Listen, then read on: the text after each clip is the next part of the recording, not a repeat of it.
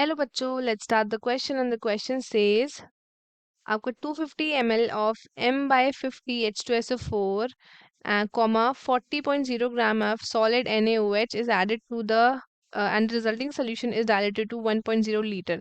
तो हमसे pH पूछा है ऑफ द रिजल्टिंग सॉल्यूशन क्या होगा। पहला ऑप्शन है 12.00, दूसरा ऑप्शन है 11.25, तीसरा ऑप्शन है 11.95 एंड लास्ट ऑप्शन है 12.95।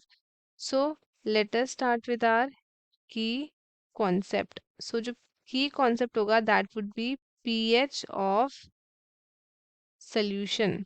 पीएच ऑफ सोल्यूशन क्या होता है? सो पीएच आपका क्या होता है? It is power of H plus ion, इसको बोलते हैं हम pH, and it is the negative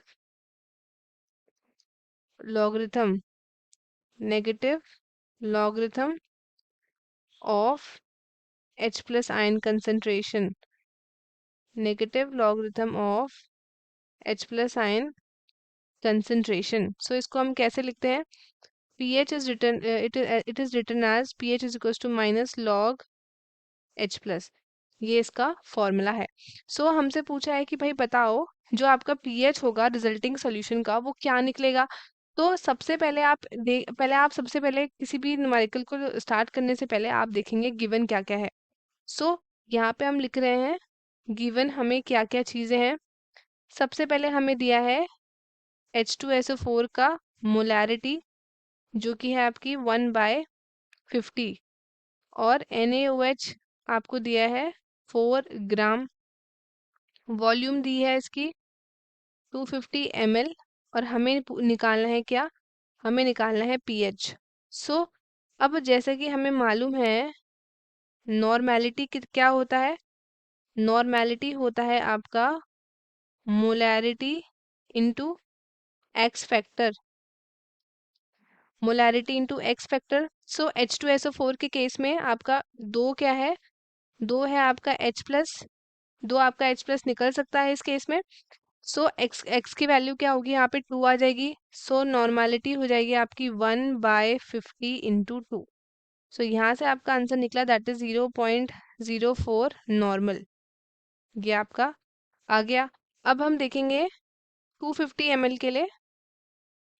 250 ml of 0.04 normal H2SO4 जो होगा वो हो जाएगा आपका 250 इंटू 0.04।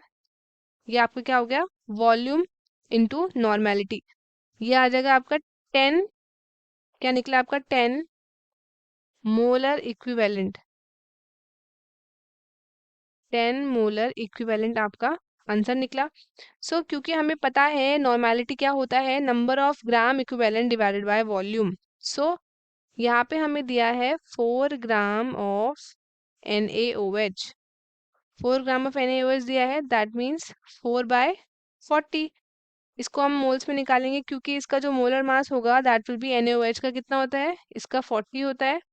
सो क्या होगा? इसके इक्विवेलेंट निकालेंगे तो 40 इज इक्वल्स टू क्या हो जाएगा? इसका इक्विवेलेंट वेट हो जाएगा, क्योंकि NaOH में जो आपका एक्स फैक्टर होगा वो कितना होता है? वो 1 होता है।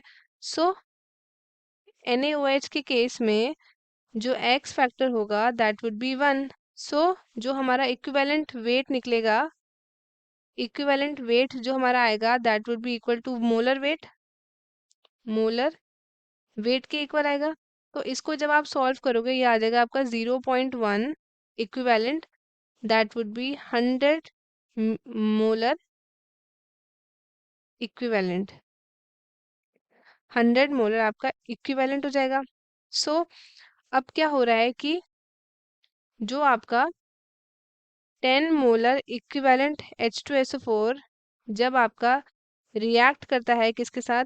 10 मोलर इक्विवेलेंट ऑफ NaOH, तो रिजल्टिंग सॉल्यूशन में आपका 100 और -10 दैट इज 90 मिली इक्विवेलेंट होगा। सो हमारा जो POH होगा वो क्या आएगा? वो आएगा आपका 0.09 नॉर्मल NaOH।